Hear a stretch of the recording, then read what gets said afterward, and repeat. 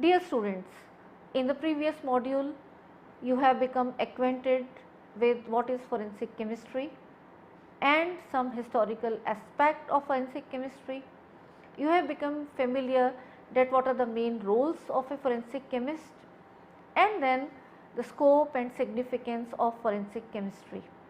And we have seen an overview of the different techniques that are employed in forensic chemistry and some of the cases that are generally encountered in forensic chemistry. So, let us continue this study with this module, and if you look at the learning outcomes of this module,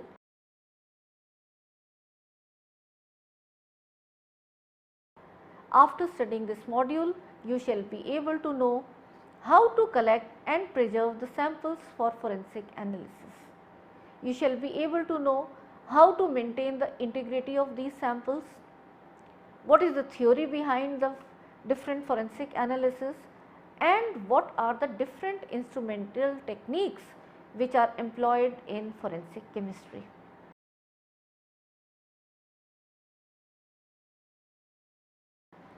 So, let us begin with that how the sample collection can be done. Evidence collected from the crime scene can be so varied in shape, size, type, delicacy and the degree of perishability that there can be no set procedure laid down to cover all the aspects of sample collection. However, all evidences should be collected keeping in mind some of the very important points. That is, crime scenes should be preserved as soon as the forensic scientists arrive to avoid the unnecessary manipulation of the site. This is very important. And whenever you are handling any article, then gloves should be used, otherwise your fingerprints may be imparted on the other articles, or if your hands are dirty, they may spoil the evidence and so on. Every article should be handled as little as possible to maintain the integrity of the crime scene evidence. Careless destruction of every article should be prevented. Each article should be packed separately and labeled accordingly so that the individuality and identity are maintained. When we talk about the packaging should be secure and nothing should penetrate through it to contaminate the contents. The containers used should be strong enough to avoid damage in the transit. The top side of the box containing these containers should be always indicated and marked handle with care, and if possible you say that this is the top part, this is the bottom part, so that there may be some evidence if you put them upside down they may be damaged.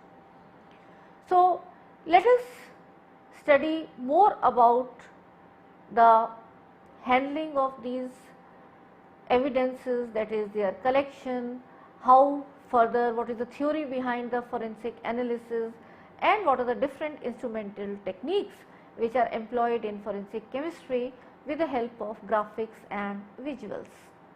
Moving on to sample integrity. Forensic chemists, in order to reduce the risk of contamination of sample, perform their analytical work in sterile conditions. In order to control the changes of tampering, forensic chemists must maintain the chain of custody for each sample.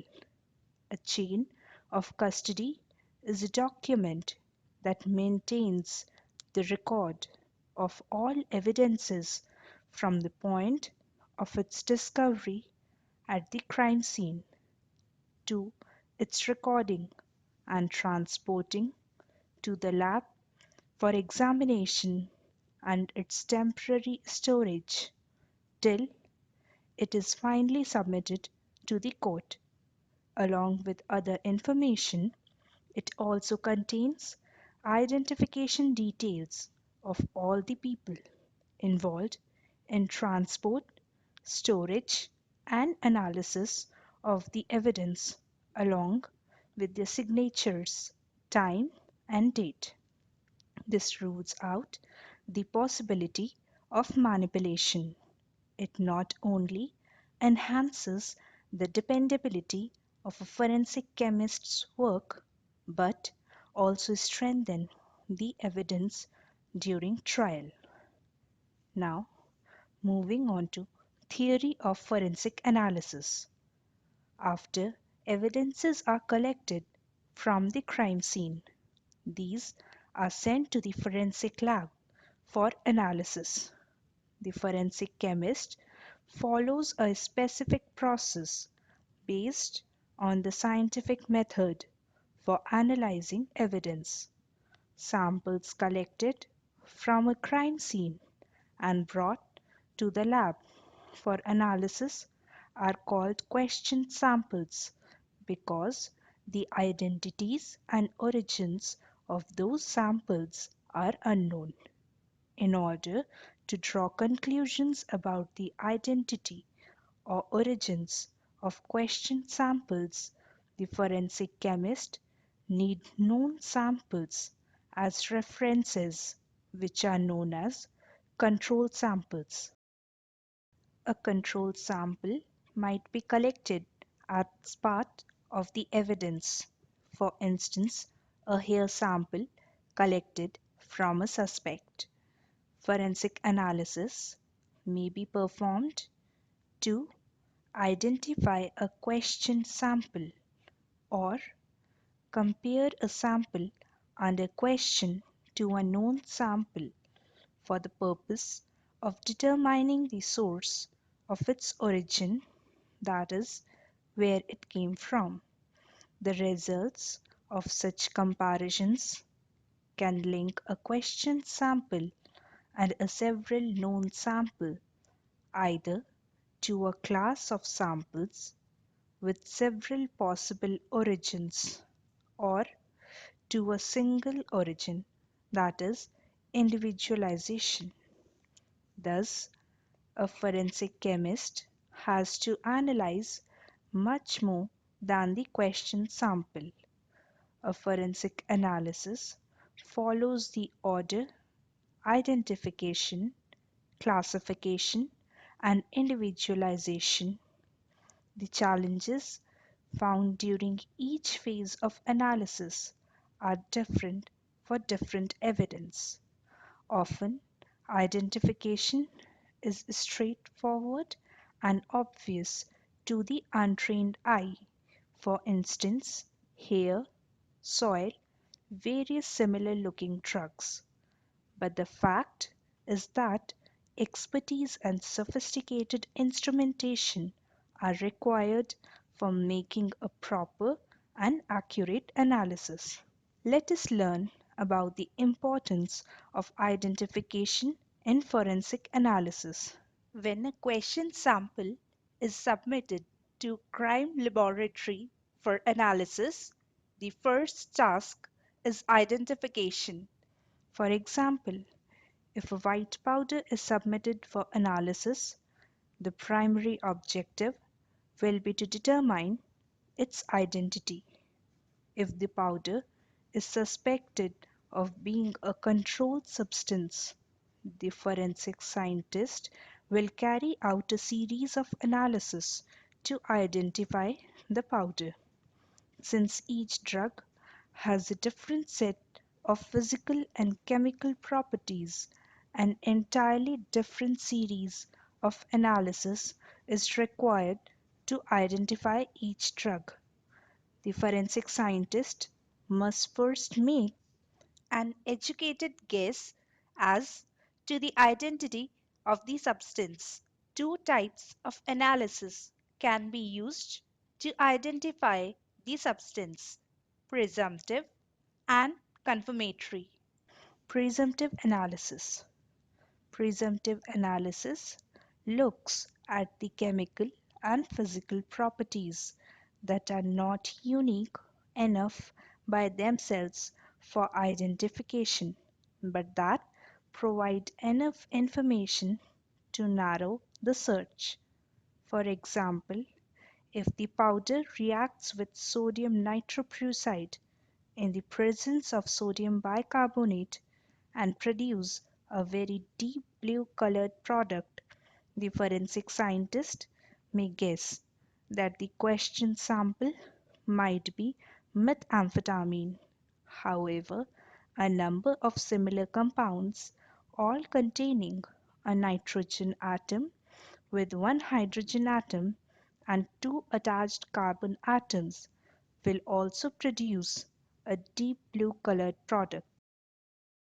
This analysis does not confirm that the substance is methamphetamine, but it certainly narrows down the number of possibilities. Now, the forensic scientist can proceed to more conclusive tests, knowing that he is on the right track. Presumptive analyses are usually quick and inexpensive to perform. Another example of a simple and popular presumptive test commonly used in forensic science laboratories is luminol test. Luminol test, a method frequently used in forensic chemistry, is that employing luminol, a derivative of phthalic acid, which detects traces of blood by reacting with metal cations.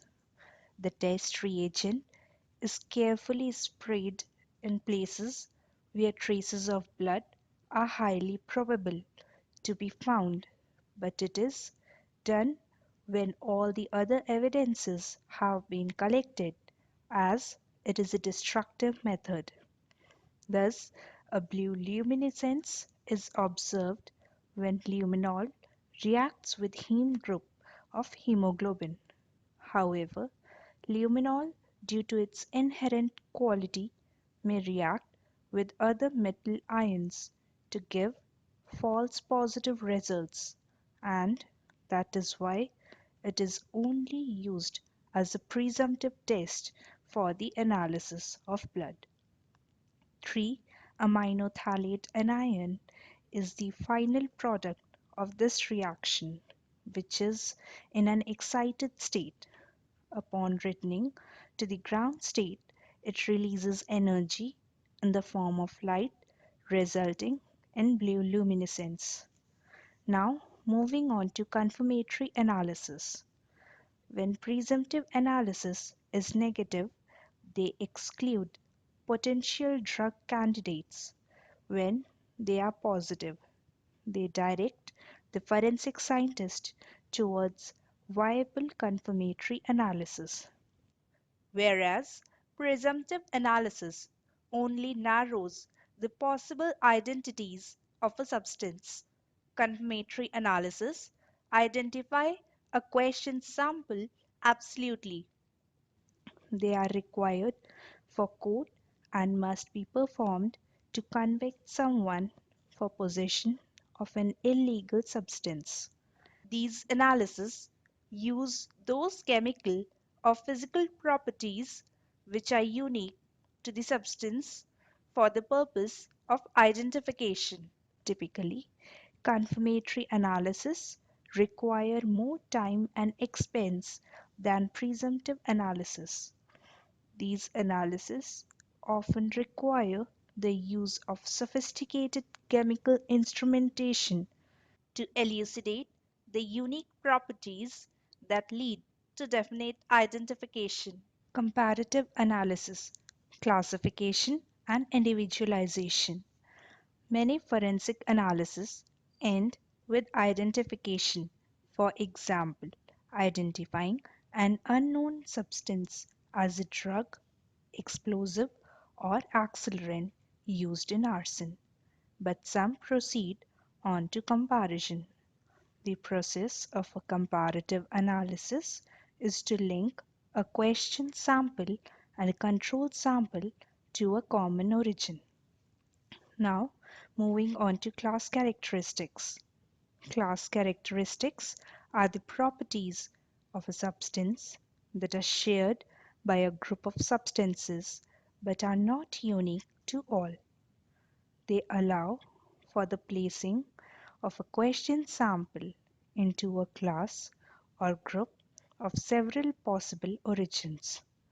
These properties are analogous to those used when conducting a presumptive test for the purpose of identification.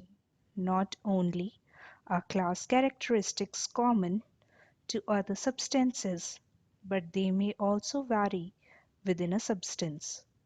A class characteristic that varies within a substance is called natural variation. When attempting to determine the origin of a question sample, the forensic chemist must know all the possible variations of the class characteristics from a known sample. Virtually all physical evidence has class characteristics. These characteristics are more common than individual characteristics. Many items of evidence like hair, fiber, glass, soil and paint have only class characteristics. In other words, classifications are more common than individualizations. This does not, however, suggest that comparative analysis of items only containing class characteristics are unimportant. The ability to exclude is a very powerful aspect of class characteristics. If the class characteristics of many questioned items of evidence are similar to those of many samples of known origins, each additional link, even if tentative, further incriminates the suspect. Now, moving on to individual characteristics. Individual characteristics, on the other hand, are the properties of a substance that are precisely unique to that substance and could identify and individualize that substance with an extremely high degree of probability.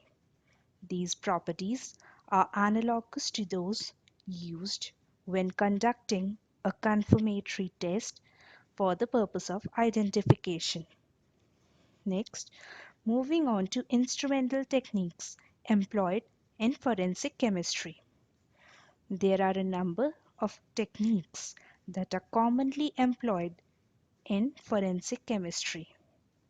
Destructive methods take a sample from object under analysis and alter its constitution.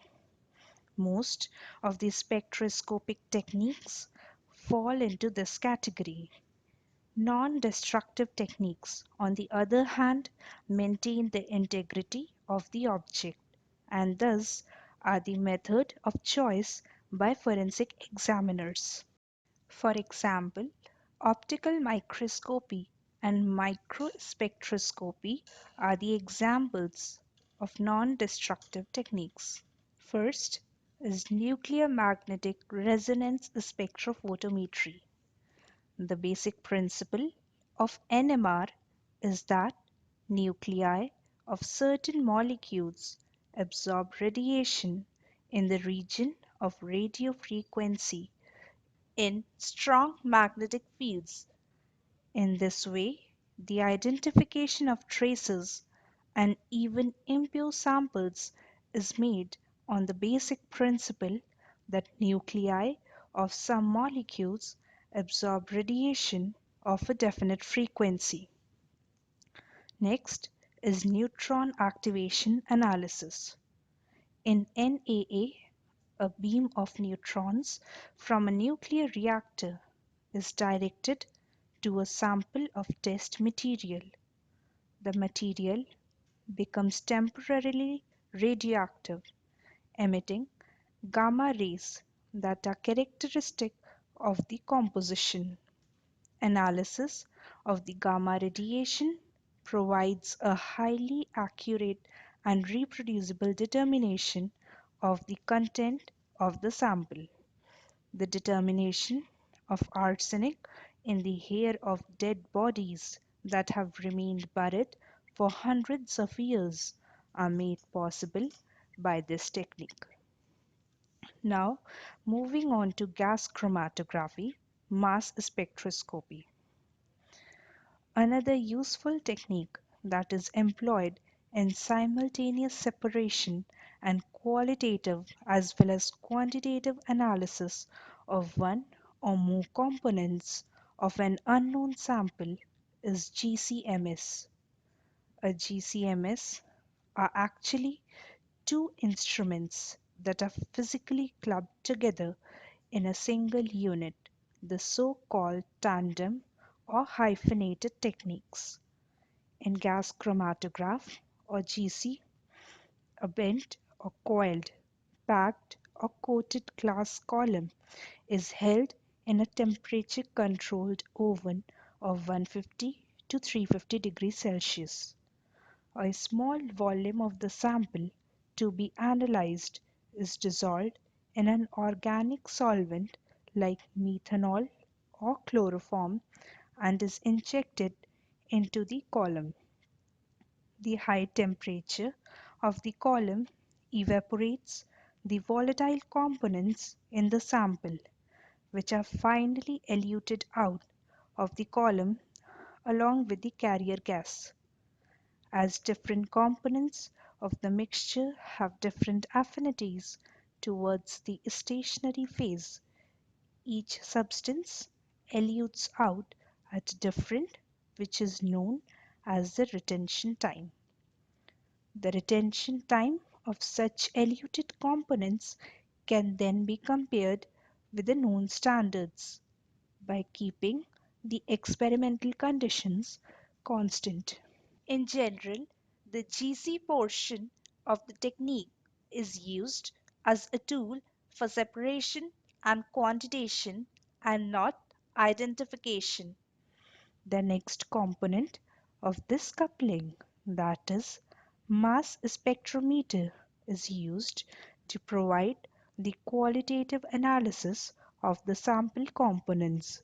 For this purpose, the eluent of the column is fed into a mass spectrometer or MS. This highly complex instrument uses one or more methods like bombardment with electrons, heat, electrical force, light, etc. to disintegrate molecules into ions. These ions are separated in the ratio of their mass with the help of a quadruple mass analyzer and detected by an electron multiplier. This provides a distinctive pattern of fragmentation which functions as fingerprint for each compound. For the purpose of identification, the patterns so obtained are then compared to a reference sample. Now, moving on to Fourier transform infrared spectrophotometry, another instrumental technique that assists in identification of compounds is the FTIR. In this technique, infrared radiation is used to bombard the sample. Polar bonds present in organic compounds have a natural vibrational frequency that is similar to the frequency of infrared radiation. When both these frequencies match, the amplitude of the vibration increases and the infrared radiation gets absorbed. The chart obtained as output of an infrared spectrophotometer shows the amount of light absorbed versus the wavelength. Because the intensity as well as frequency of absorption is dependent on the type of bond. The functional groups present in the compound can be determined by examining the infrared spectrum. As with the GCMS, the FTIR spectrum can be compared to that of a known sample, thus providing a key as to the identity of the compound. Next, we move on to UV-visible NIR spectrophotometry. UV-visible NIR spectroscopy is used to test for certain drugs of abuse. UV-visible NIR microspectrophotometers are instruments able to measure the spectra of microscopic samples. It can be used to compare question samples of the evidences with the known ones. They are also employed in analyzing the papers and inks of questioned documents and to determine the characteristics of microscopic glass fragments. As these samples are not altered, UV-visible NIR microspectroscopy is considered a non-destructive technique. Next, we move on to microscopy. A microscope is an optical instrument that uses lens or a combination of lenses to magnify the finer details of an object, which is otherwise invisible to the naked eyes. Microscopy is the science of revealing small objects using such an instrument. There are many different types of microscopes. Out of all, the most common is the optical microscope, which uses a light source to image the sample. Fluorescence microscope and phase contrast microscope are the brilliant examples of optical microscope. Other major types of microscopes are the electron microscope, which uses a fine electron beam to magnify the object. So dear students, let us summarize what we have learnt in this module. We have learned that each article should be packed separately and labeled accordingly so that the individuality and identity are maintained when you are collecting the evidence from the crime scene and sending it to the laboratory for further analysis and investigation. A chain of custody is a document that maintains the record of every evidence from the point of its discovery at the crime scene to its recording and transporting to the lab for examination, its temporary storage till it is finally submitted to the court. Samples collected from a crime scene and brought to the lab for analysis are called as questioned samples because the identities and origins of those samples are unknown, while the ones which are used as reference, that is the reference samples, are known as control samples.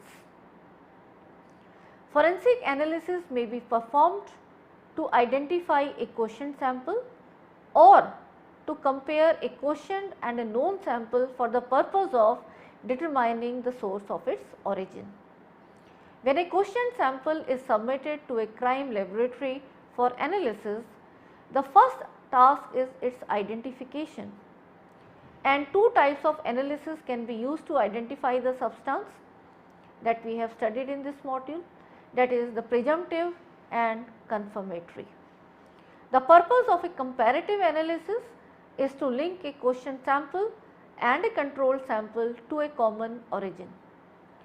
Class characteristics are the properties of a substance that are shared by a group of substances but are not unique to all. On the other hand, individual characteristics are used to individualize that substance with an extremely high degree of probability. We also studied that the basic principle of NMR is that the nuclei of certain molecules, they absorb radiation in the region of radio frequency in strong magnetic fields, and in this way the identification of traces and even impure sample is made on the basic principle that nuclei in certain molecules absorb radiation of particular frequency, and one can very easily compare the NMR of the sample collected from the crime scene with the reference sample or the control sample's NMR and just compare. If it matches, it is the same substance, otherwise not. The determination of arsenic in the hair of dead bodies buried for hundreds of years are made possible by neutron activation analysis technique. Another useful technique that you have become familiar is employed in simultaneous separation and qualitative as well as quantitative analysis of one or more components of an unknown sample is the GCMS. A GCMS are actually two instruments that are physically clubbed together in a single unit, the so called tandem and hyphenated techniques. Another instrumental technique that assists in identification of compounds is the FTIR. In this, the infrared radiation is used to bombard the sample and you can get the FTIR spectra, which can be compared with the controlled sample. UV-visible NIR spectroscopy is also used to test for certain drugs of abuse, and you have been acquainted that a microscope is an optical instrument that uses lens and combination of lenses to magnify the finer details of an object which is otherwise invisible to the naked eyes. So, once you get these evidence from the crime scene, then different techniques are employed on different types of evidence, and all these details we will be studying in further modules. Thank you.